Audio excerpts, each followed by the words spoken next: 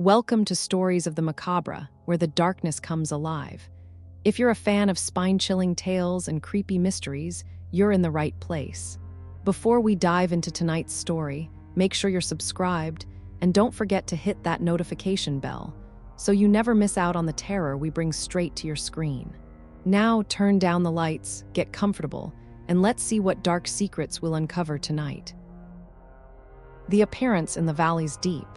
The guy telling this story says he has a cousin who works as a trucker. One day, his cousin shared a tale, a legend he didn't believe at first, but everything changed when he experienced it for himself. There's a certain road in the state of Minas Gerais, Brazil, that winds through a deep valley. Truckers have a superstition about this place. When midnight approaches, they avoid that stretch of road at all costs. Why? Because that's when she appears. According to the legend, a ghostly figure haunts the bottom of the valley. She's said to show up between midnight and 5 a.m., standing silently on the road. On one trip down south, the cousin was warned. Don't go through the valley if it's late, but he laughed it off. Not because he was brave, just skeptical. He figured it was just another story made up to scare the weak-hearted. So he said, if it's a challenge, I'll take it. The night fell as he drove on. It got darker and darker. Eventually, he saw a sign he was on that road, the one people warned him about. Grinning, he thought, tonight I'll put this silly story to rest. I'll prove them all wrong. He glanced at the clock. Midnight. He reached the start of the descent into the valley. The air felt heavy. Still, he accelerated, headlights slicing through the growing darkness. Trees blocked the moonlight.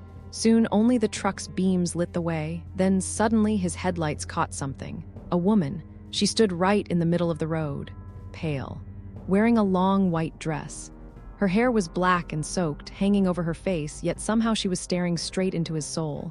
He slammed the brakes. Tires screeched. Smoke and dust filled the air. The truck skidded to a halt right at the bottom of the valley. He jumped out, certain he had hit her. But when he looked around, there was no one, nothing, not a trace. Shaken, he climbed back into the cab and turned the lights on again. That's when he saw her in the rearview mirror. There she was, standing at the back of the truck.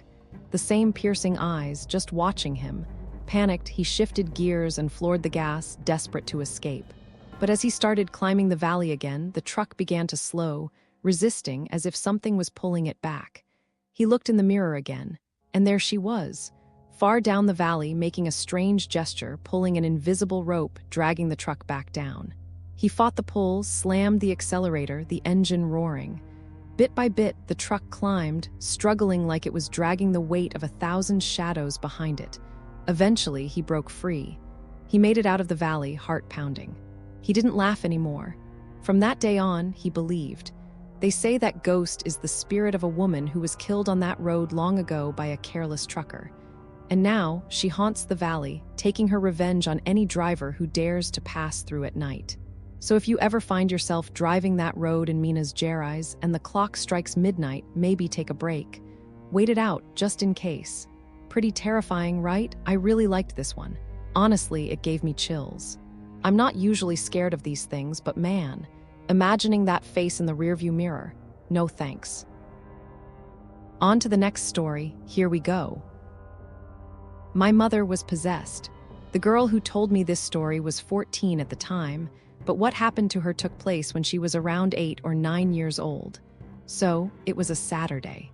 She usually went to catechism at a church near her house. Her whole family is Catholic, but her mom had once been involved with a spiritual group, like a banda or something. Quick side note. I'm just telling the story she told me. This isn't about judging any religion or saying anything bad about anything spiritual. This is just what she experienced, and it's real to her. That's all. Anyway, that day her mom was acting strange. She wasn't talking. She was drinking, and the thing is, her mom never drank. Like ever, it was her mom's routine to take her to catechism. But this time, nothing.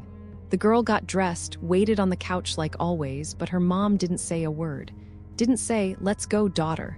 Nothing. Eventually, her mom just said she wasn't going today. So she ended up playing outside with her friends instead. Later, when she came back home, around 2 in the afternoon, she went in to grab some food. Her mom didn't even call her for lunch, which was super weird. She went into the kitchen and said, "Mom, why didn't you call me for lunch?" And her mom looked at her and said, "I'm not your mother." At first, she didn't understand. She was confused. But she had seen this kind of thing before, or at least felt it. She could tell something wasn't right. Her mom didn't look at her normally. Her eyes weren't the same. Her posture was different. Even the way she was sitting felt off. So the girl ran to the house of a friend, actually her mom's friend too, and told her what was going on. They came back together, and when they walked in, her mom was drinking wine, all done up in makeup, wearing different clothes, and saying she was a gypsy. She said she needed to talk to the girl's father. Now, the girl always thought when someone incorporated a spirit, it was something quick, like just a few minutes. But this had been going on way too long. She doesn't remember everything clearly after that, but she says that after the gypsy part, her mom started speaking in a man's voice. Rough, deep. She said she was a man now. Her dad, he's atheist, doesn't believe in anything. So he laughed, thinking it was all just a weird joke. But then her mom, or whatever was in her, grabbed a cigarette, lit it, and put it out on her own skin, and said, "Don't you want to see that it's not your wife who's here?" After that, she fainted. When she woke up, she was weak, soft, out of it.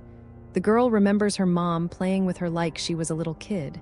Not like usual, like, really childish, even her voice had changed. She spoke like an actual child. Later on, they went to a spiritual center. There, they told her mom she had what they call an open body, meaning she was sensitive to these things, more easily affected by spirits. After she went through spiritual treatment, it never happened again. And honestly, I don't doubt it. I've seen things like this in my own family. Some people are just more open to that kind of energy. And yeah, drinking and smoking can open people up more. But even if her mom didn't do those things, the spirits do. I don't really know much about it. I'm not an expert. I just know what I've seen, what I've been told, and what I believe. Some people leave those spiritual doors open without realizing it.